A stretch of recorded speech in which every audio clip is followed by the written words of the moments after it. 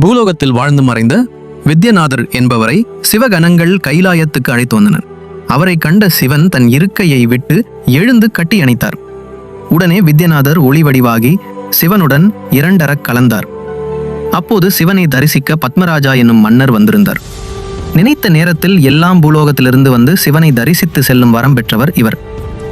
சுவாமி, இந்த மனிதர் உங்களுடன் கலந்து விட்டாரே, எப்படி எனக் கேட்டார். உலகிலேயே சிறந்த தர்மத்தை கடைபிடித்தவர் இவர். வேத சாஸ்திரங்களில் வல்லவரான அவர் தனது அறிவை பணமாக்க வாய்ப்பு கிடைத்தும் பொருட்படுத்தவில்லை.